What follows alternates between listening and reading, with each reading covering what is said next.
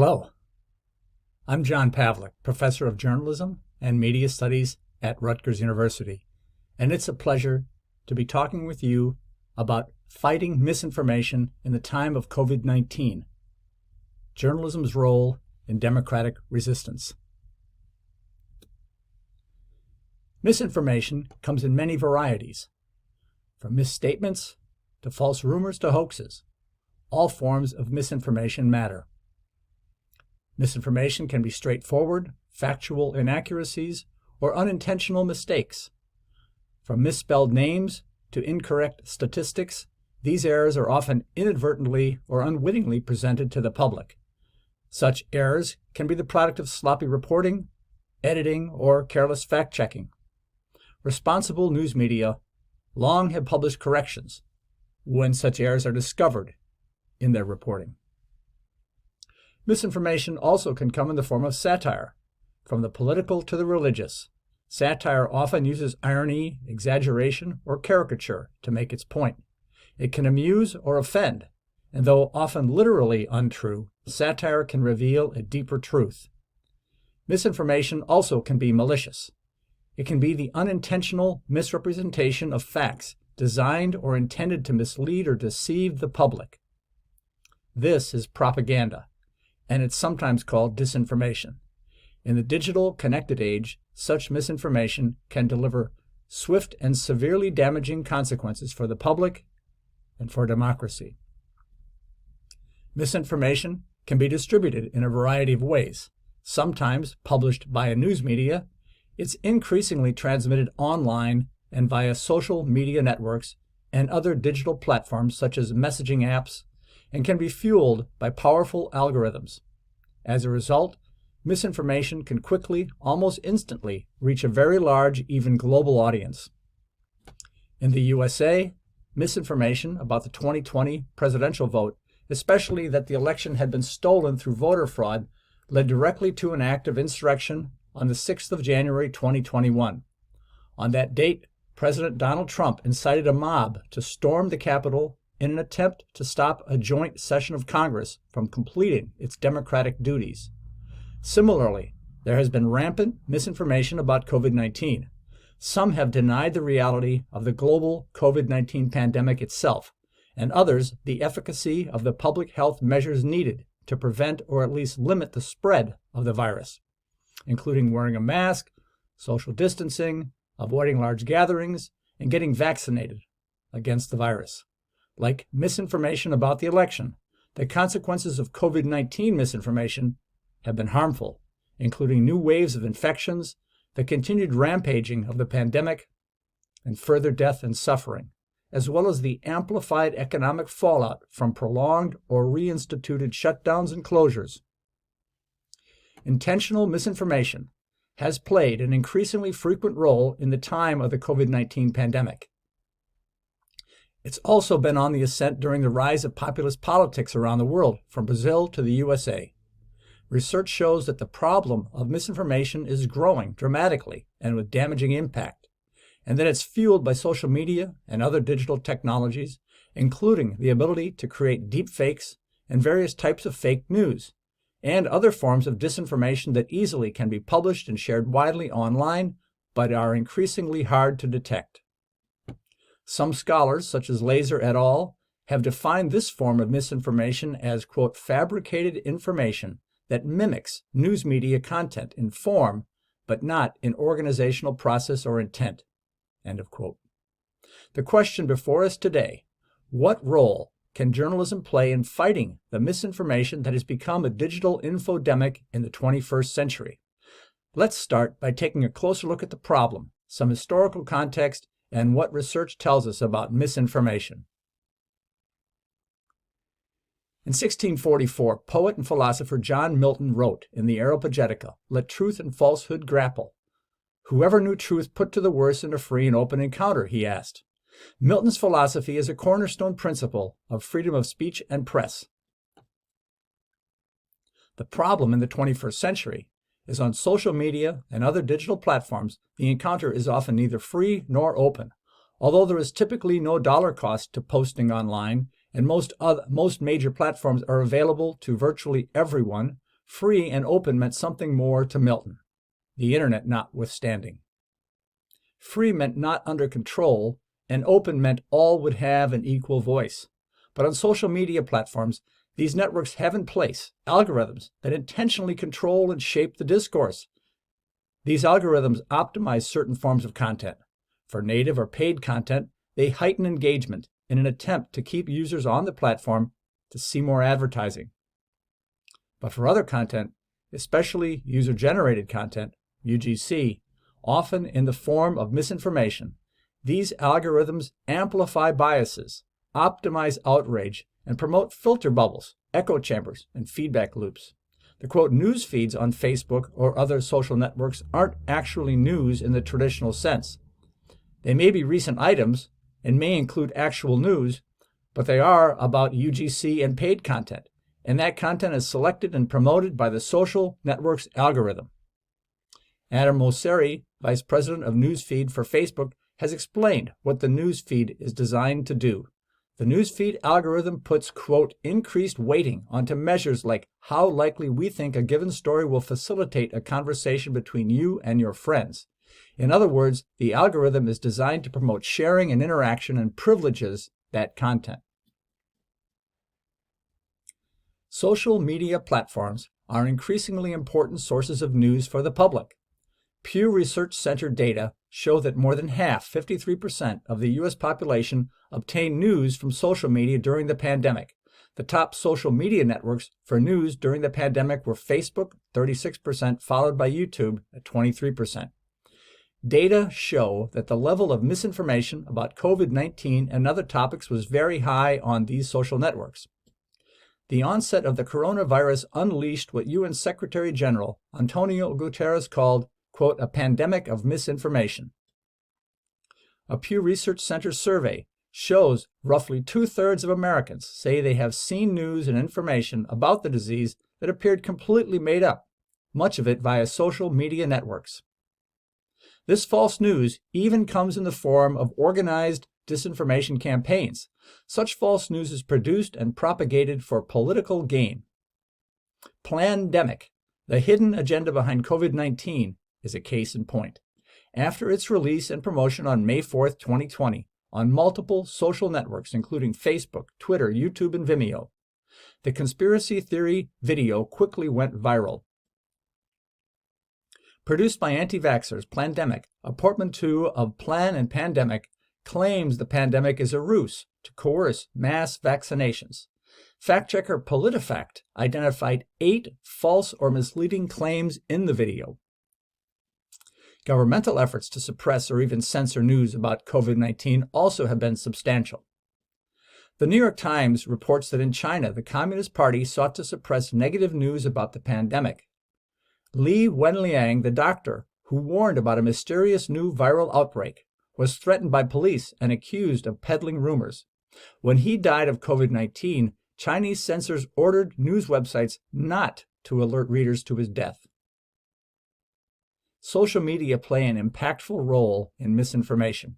Ferreira and Borges studied media dependency during the first week of the pandemic-related emergency in Portugal. The study found, quote, an association between the type of medium chosen and adherence to misinformation content about the virus.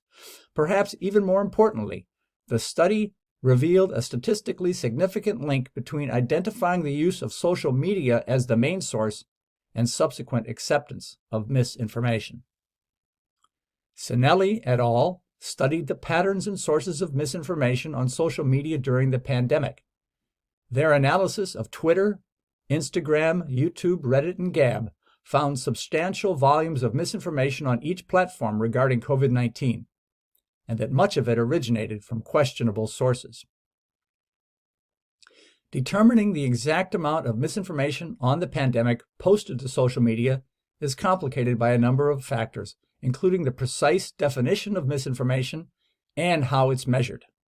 But data suggests the volume is substantial. Facebook reports that in April 2020, it labeled 50 million pieces of information about the coronavirus as misinformation. Facebook added that between April and June of that year, the social network's fact-checkers identified and applied warning labels to 98 million pieces of COVID-19 misinformation. In an international study conducted by the International Center for Journalists and the Tao Center for Digital Journalism at Columbia University, the vast majority of journalists, 82%, said that Facebook is the worst offender in terms of misinformation about COVID-19. The survey of 1,406 journalists also indicates most say Google search, Twitter, and YouTube also often spread disinformation about COVID-19.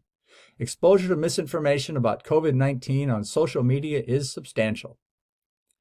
Advocacy group Avaz states that, quote, misleading health content has racked up an estimated 3.8 billion views on Facebook over the past year.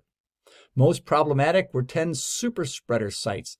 These sites include Real Pharmacy, a major health misinformation website, and Green Med Info, a website that offers health misinformation as science.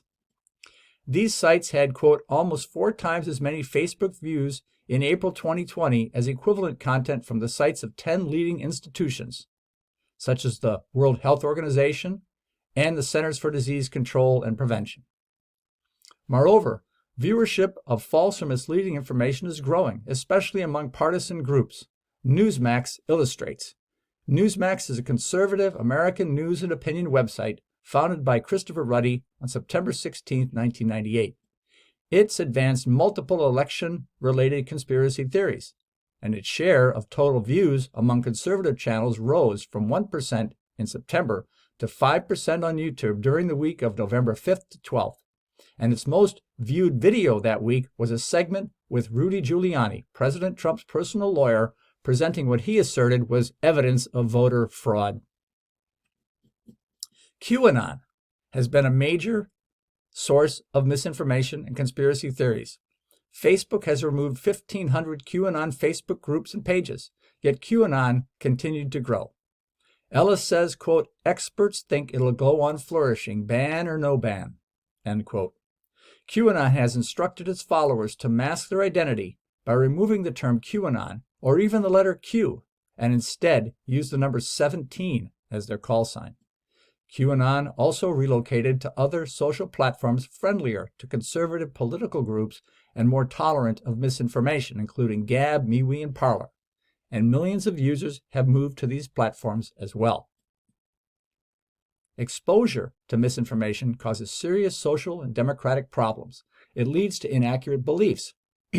It heightens partisan disagreement over even the most basic of facts.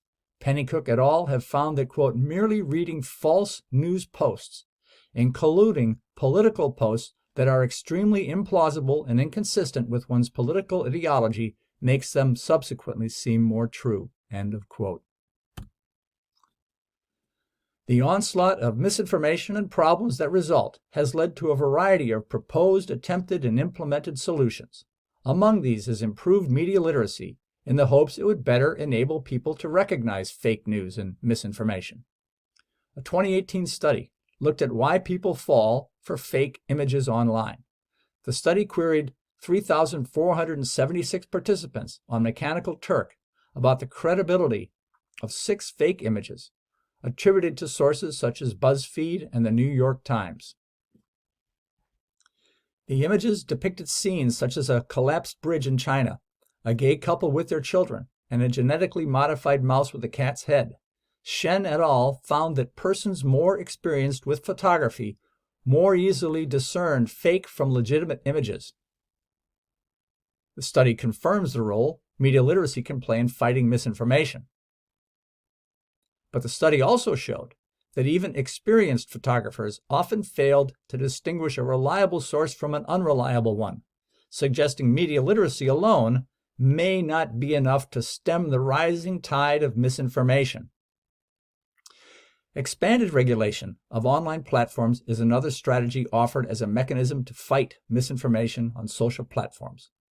Naomi Klein, senior correspondent for The Intercept and holder of the Gloria Steinem Chair at Rutgers, has argued for expanded regulation of big tech, including Facebook, Twitter, and Google, which owns YouTube, several of the main platforms for misinformation.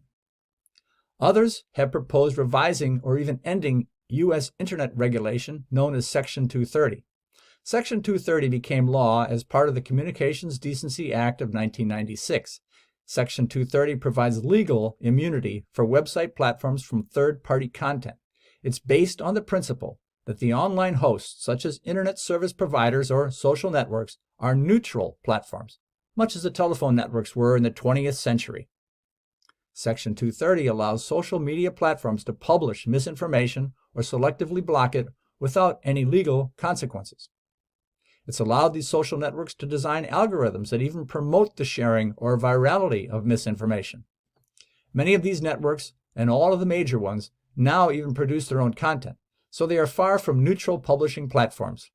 Critics have argued that the major social networks should pay for the news content they've long used to build audience. Moreover, some have sued and in a growing number of countries enacted legislation to require Google and Facebook to pay for that news content. Paying for this content might not only be equitable compensation for the news the tech giants use to build their business, it would also provide funding support that news media could use in their efforts to combat misinformation. Naturally, many of the solutions to the problem of misinformation involve journalism. Foremost has been a variety of news media fact-checking efforts designed to identify and report on misinformation both online and off. This especially involves checking the accuracy or truthfulness of public communications from public figures, such as the tweets, Facebook posts, YouTube videos posted by political leaders.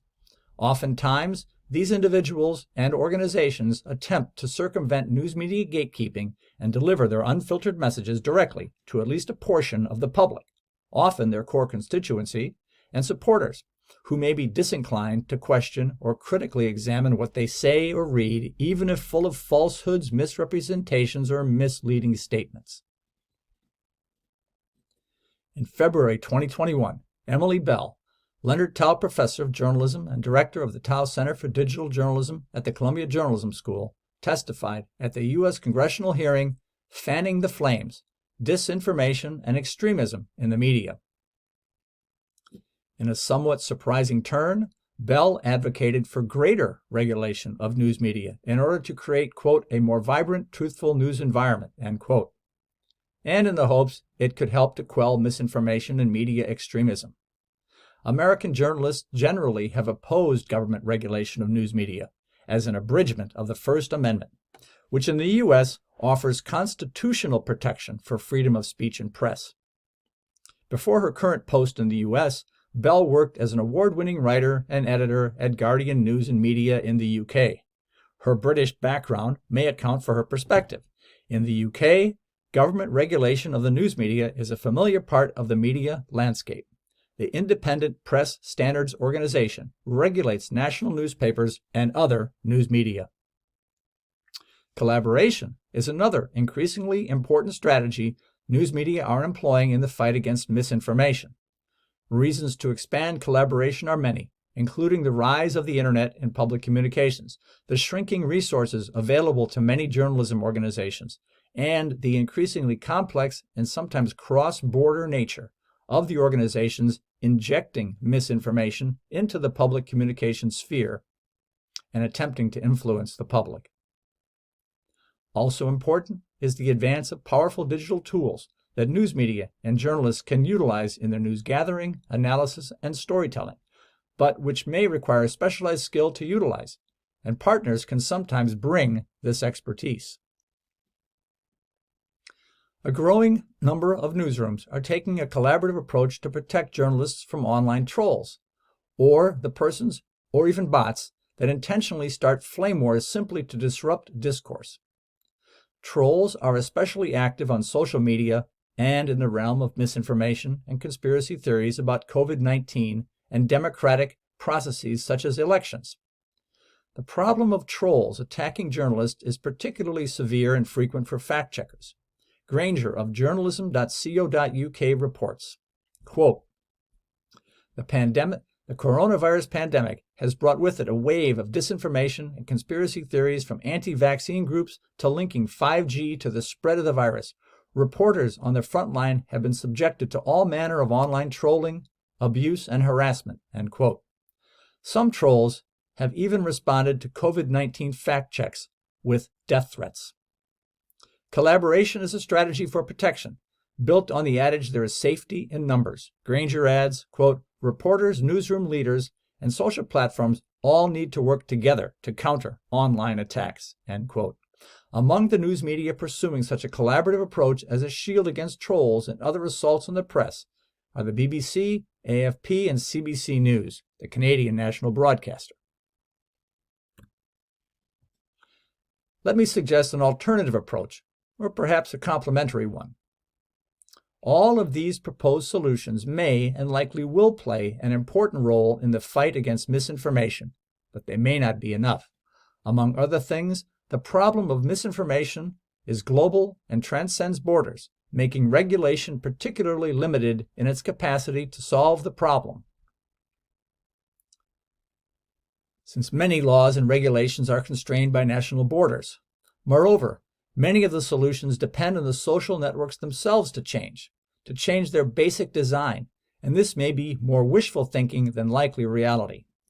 Fact-checking materials posted online is important, but it's of necessity after the fact, and always more of a remedy than a prevention of misinformation.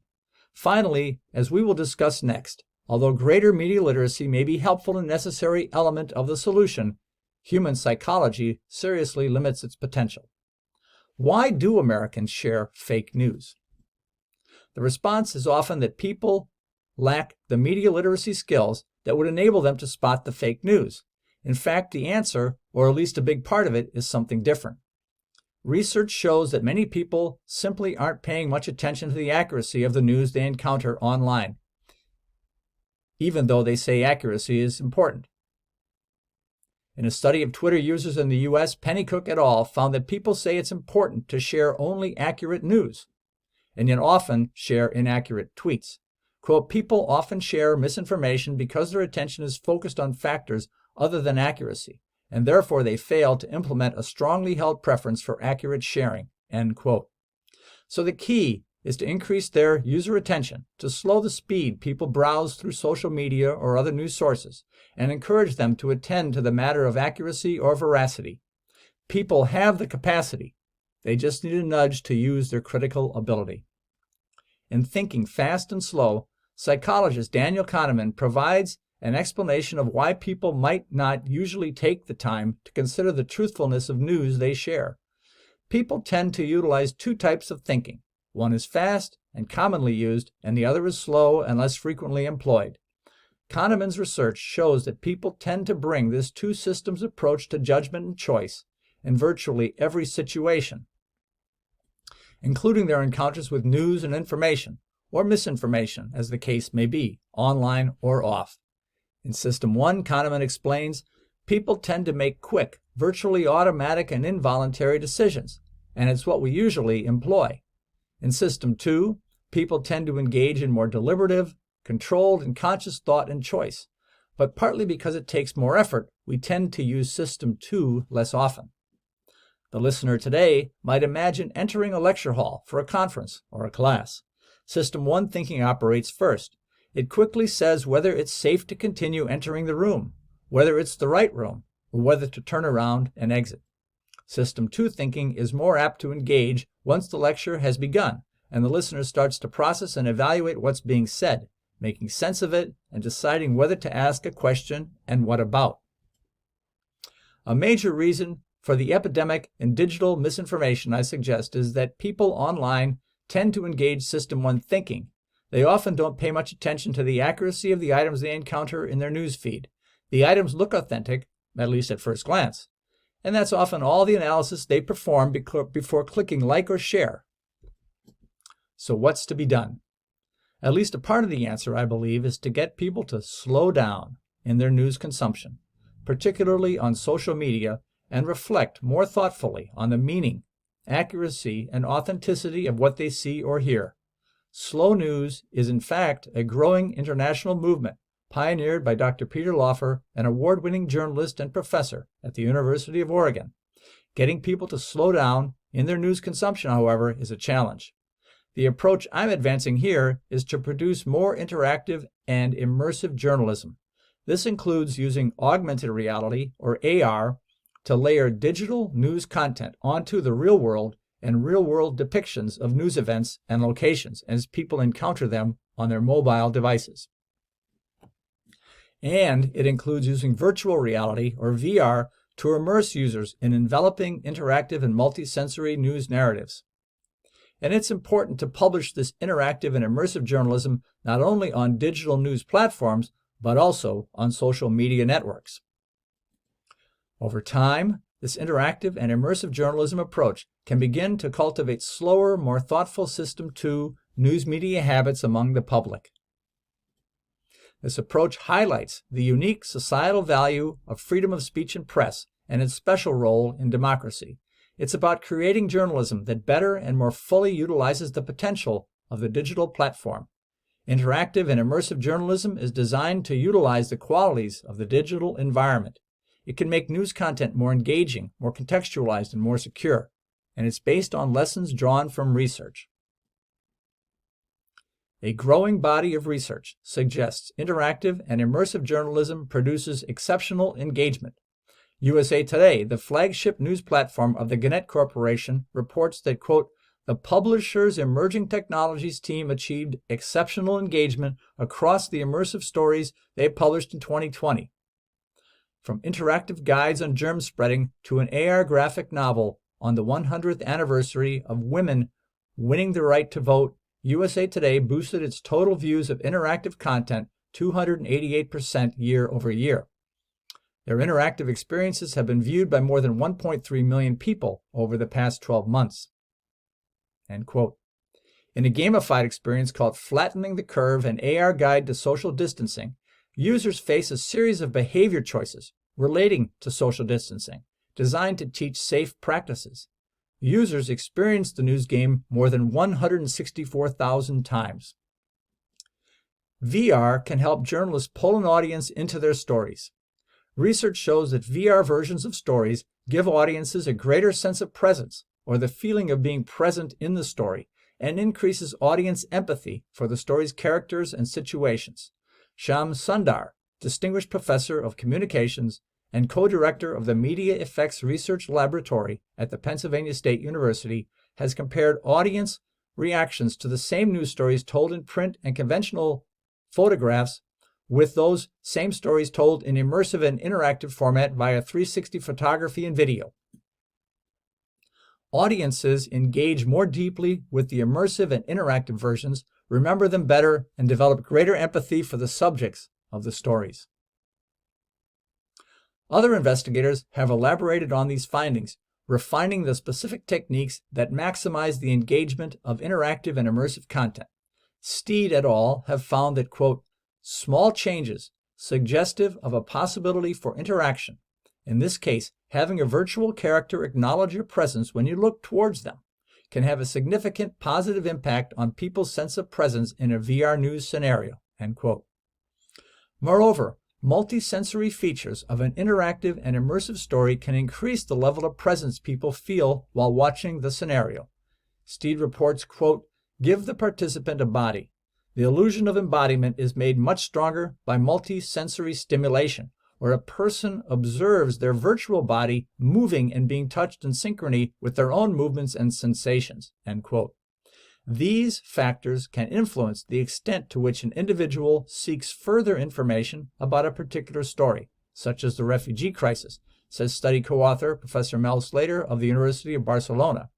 He says, quote, have characters respond to actions of the participants in a way that does not change the narrative, adding, these results demonstrate that minimal changes can be helpful in engendering follow-up and further interest in an immersive news story without compromising faithful reporting. Interactivity within an immersive news experience is vitally important. Such immersive story elements might influence a social media user's intention to share a truthful story. Let's consider some examples from the year of the pandemic, which illustrate the participatory nature of immersive experiences and how, as such, they can engage System 2 thinking. Why outbreaks like coronavirus spread exponentially and how to flatten the curve became the Washington Post's most viewed online article ever. Published 14 March 2020, the article visually and interactively simulates the spread of the virus. The article itself went viral when, quote, former President Barack Obama tweeted the story to his 114 million followers, generating more than 122,000 retweets, states Poynter Institute. Such news can shape not only understanding but also behavior. In this sense, we might consider interactive and immersive journalism as experiential news. It allows the user to virtually experience phenomena digitally. In the Post article, users explore by date an interactive graph of the number of COVID-19 infections. Users see the exponential rise in infection as the curve ascends sharply over time. Users also can touch different parts of the graph to view the number of infections on any particular date. USA Today created a series of pandemic-related immersive news stories, illustrating the first-person participatory perspective such experiences can offer. This is in contrast to the third-person perspective of traditional journalism content. Experience Coronavirus Airflow via AR, Why Masks Matter, is an interactive, multisensory, and mobile experience based on a study published in the Journal of the American Medical Association. That study revealed that, quote, liquid droplets from sneezes, coughs, or just exhaling can sometimes travel up to 26 feet, end quote. The USA Today AR news experience places users inside a virtual environment where they can see for themselves how well masks can shield against that viral spread. News media also created immersive experiences about the U.S. presidential election and social and racial justice, particularly the Black Lives Matter BLM movement, a movement that transcends borders and has emerged as a global movement. In mid-2020, vandals attacked a memorial to Frederick Douglass, the legendary abolitionist. This memorial was in upstate New York, where Douglass had once given an important speech. The vandalism was likely an act at least inspired by opposition to BLM. USA Today produced an immersive report about the vandalized memorial. The report featured an AR experience about the statue of Mr. Douglass, which was the centerpiece of the memorial. The AR report illustrates how place can play a key role in immersive journalism. Users with a mobile device can experience the AR story, examine the statue in detail, access facts about Mr. Douglass, and learn about the cultural significance and meaning of the statue and the man. In the AR experience, which users can experience via their mobile device from anywhere, the statue is photorealistic and appears in front of them in a three-dimensional and apparently solid form. Users can walk around or travel or move about the virtual statue and interact with embedded details. The New York Times also produced immersive reports pertaining to the pandemic, BLM, and other issues on the public agenda. Among these reports, Masks Work, Really, We'll Show You How. This 3D simulation shows why social distancing is so important, and Emmett Till's murder and how America remembers its darkest moments. These experiences allow users to explore interactive multimedia reports, including 360-degree video, layers of digital content, and 3D animations. Combined, these qualities engage the user in an active exploration of the news. Of particular note in 2020, the New York Times began producing interactive and immersive journalism for publication on Instagram, a visually oriented social media network also owned by Facebook, but targeting a somewhat younger demographic. The Times also publishes immersive content on the Facebook Oculus VR platform, as do CNN and AJ Contrast, the immersive journalism unit of Al Jazeera. USA Today and other news media publish immersive content on YouTube. Expanding immersive news content offerings on social media can help offset the potential role of misinformation on these platforms. Data-driven, automated, and interactive visual news also is an increasingly viable and compelling platform for truthful pandemic-related information. Microsoft's Bing COVID-19 tracker illustrates Primarily a news aggregator and summarization tool, the COVID-19 tracker draws upon more than 40 reliable international data sources from the CDC to the WHO. An interactive map visually displays continuously updated data on the number of COVID-19 cases and vaccinations anywhere in the world. At a touch or a mouse click, users can access detailed information about the pandemic and by location or date. Moreover, the COVID-19 tracker is optimized for mobile access, which the public increasingly relies on as its primary vehicle for news and information. Employing such interactive and immersive data-driven content is an essential weapon in the global battle against misinformation about the COVID-19 pandemic. Moreover, these same types of AI and data-driven tools can be used to improve the efficiency of fact-checking and accelerate its pace.